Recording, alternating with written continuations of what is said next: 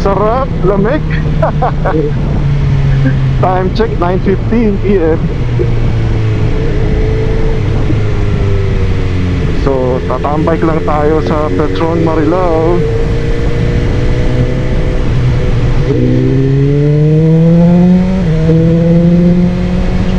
It's stop bike night. Night ride sa gabi. Welcome sa Matic Motovlog. So, ang gamit natin ngayon is yung Insta360 Ace Pro 2. And then, ang gamit nating microphone via Bluetooth is yung ating Pactalk Cardo Edge. So, let's see kung maganda yung kalalabasan, no, ng audio, ng pagiging dual audio niya. Dual audio meaning yung audio galing sa Bluetooth na microphone, and then yung audio galing sa device mismo na Insta360. So, imimix niya yun. So, hopefully maganda yung kalabasan. Then at the same time, ilan na bang kilometer itong motor natin?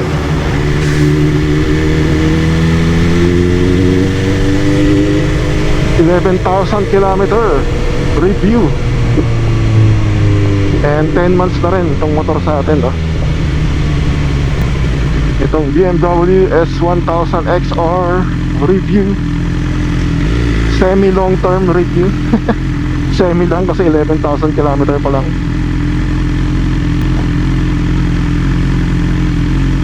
Sige, magkit-kitang kayo. Kala nyo naman mababawasan yung mga pagkalalaki nyo pag naunahan kayo.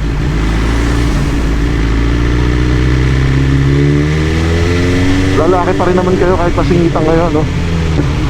Wala ka nang iyakan. Alright, balik tayo sa long term review ng ating motor. Okay, pros and cons ng S1000 XR. Unahin na natin yung mga cons, no? Ano yung mga hindi natin masyadong nagustuhan. So, unang-una, yung napakanipis na upuan. Kasi nga low seat settings, so manipis na upuan din yung binigay sa atin. Wala tayong magagawa. Asian height 5'7", and hindi ganun kahabaan na insing.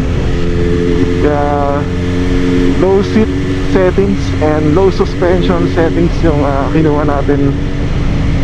Kung talagang long ride, pagka gamit yung stock na upuan na sobrang nipis, mga 2 to 3 hours na non-stop, medyo ramdam mo na yung yung tigas ng upuan. Kasi nga manipis siya, so 2 oras lang lumulubog yung puwet natin.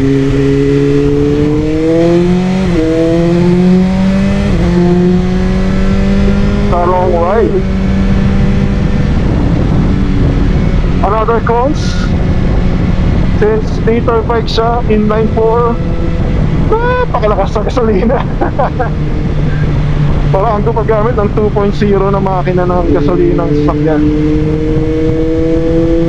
Siguro sa highway, ganito, semi-backpack eh, no? Kala mo nag-chill ride. Semi-backpack, mga 15 to 18 kilometers per liter lang siya, no? Diba? Highway yun, ah. And then kapag city driving and traffic, yan, nagte-10 to 12 lang siya. So, parang talaga naka 2.0 na kotseng gasolina.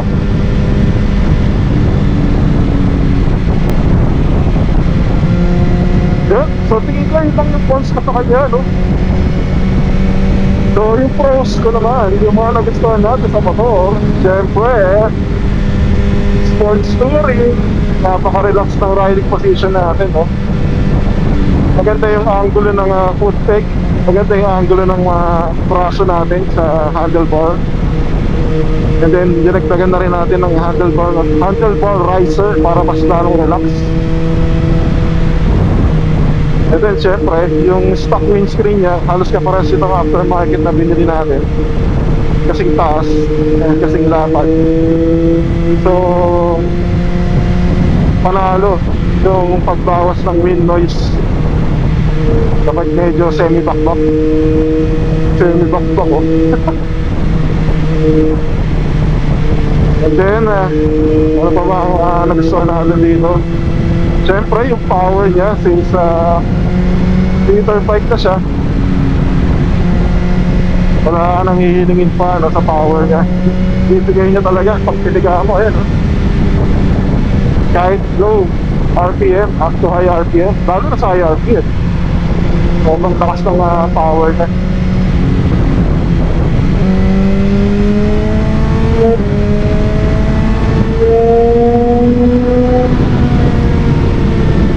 Sarap.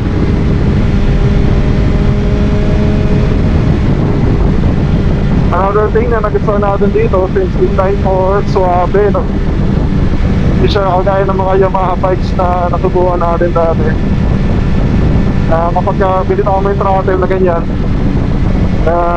jerking siya, may jerking feeling. Kasi nga bigla-biglang nawawala yung power. Pero dahil na rin sa electronically advanced tong S1000 XR, nandun sa options niya yung pagka nagbawas ka ng throttle hindi masyadong mawawala ng power. So na-on yung ganong settings natin. Another pro, so isa sa mga nagustuhan natin, yung electronically adjusting ng suspension yan, no? So dahil low suspension ng setup nito, setup ng electronic nito is low suspension and automatic suspension. Automatic suspension meaning standard height kapag umaandar, pero kapag hindi kang bumabagal and then talagang nakahinto, medyo bumababa electronically yung suspension niya sa likod para kahit paano bigyan ng ample height or mabigyan ng konting leverage mga maliliit na tao na tumukod kagaya natin.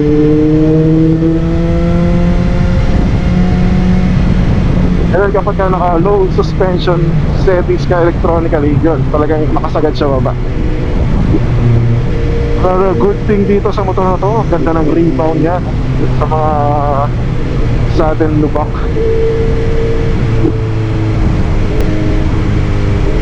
Ganda yung play ng suspension, yung stock niya. And then yung preno, napakalakas, lalo na yung likod. Hindi ko yung nakakala na konting tapak lang ng preno sa likod. Yun, talagang may power yung may stopping power siya. Lalo na yung sa harap na Brembo, yung caliper na gamit, malakas din yung preno sa harap. Then yung stock side mirror, so okay naman siya, kita naman halos lahat, halos kaunti lang yung blind spot. And then nagdagdag tayo ng ito, cheeky. Meron itong kasama front and rear dash cam para sa safety natin. Another feature ng Cheeky is yung blind spot detector siya. So tutunod yung kaliwang side ng panel kapag may sasakyan sa kaliwa na paparating. And then sa kanan naman, tutunod kapag may sasakyan sa kanan na paparating.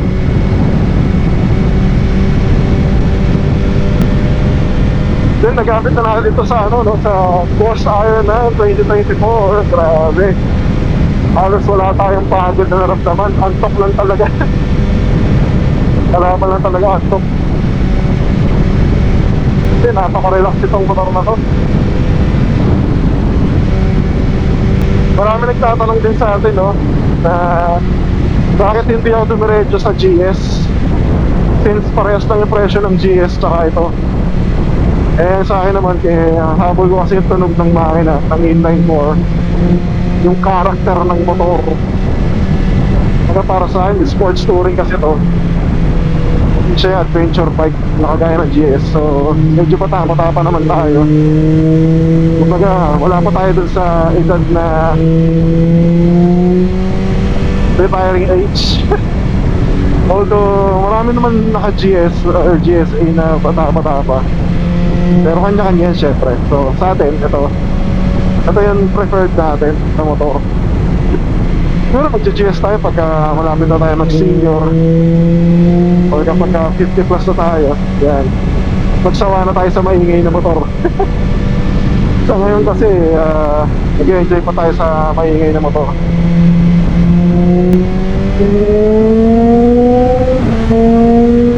You know? Sino ba naman di mag-enjoy sa tunog na yun?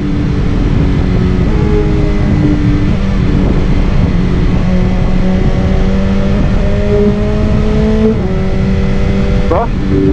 Napaka-orgasmic.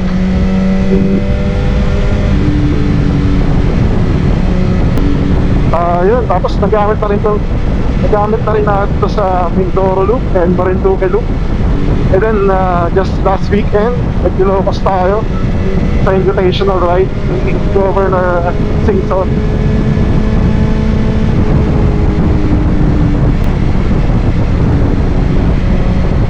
Napakasarap gamitin.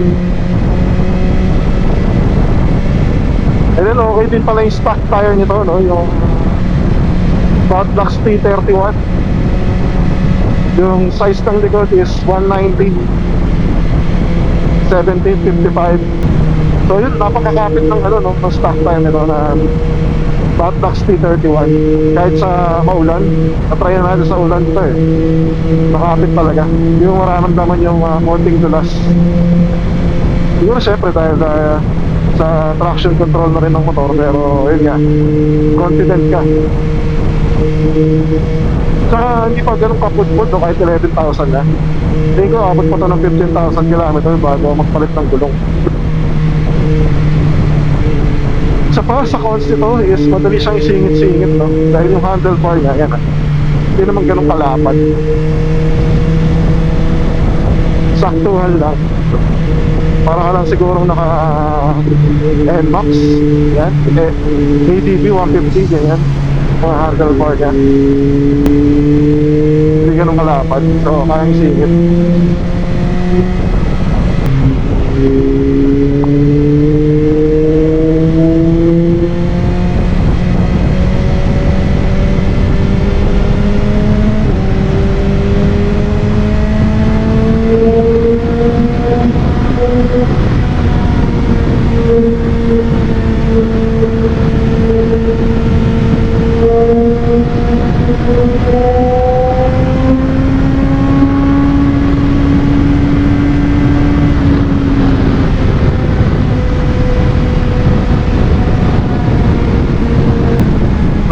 Hopefully maganda yung buwan ng Insta360 Ace Pro 2.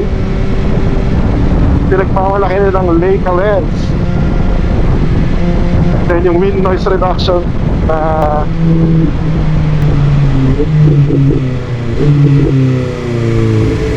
traffic, anong meron?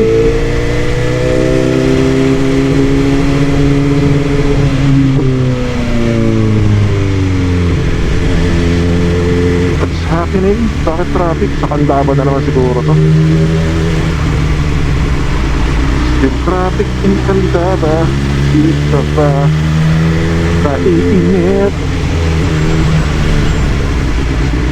Bukas tayong visor, mainit.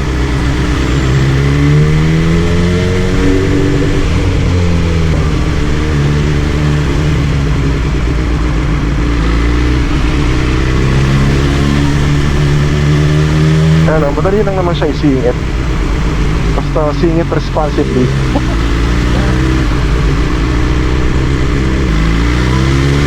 Baka bigla tayong sumabit. Kaya yung talk na yan, kumakaliwa pa. Ano masasabi? May mga sasakyan minsan na nag-keep way, meron din namang hindi. So okay lang naman. Intindihin na lang natin sila.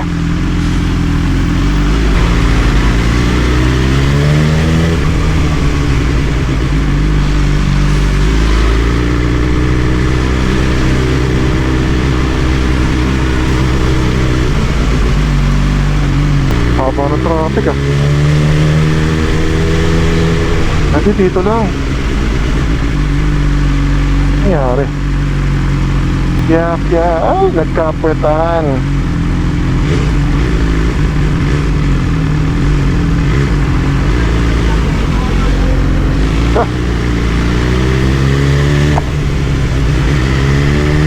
Chismis pa more. Kayo naman magkakapanggaan.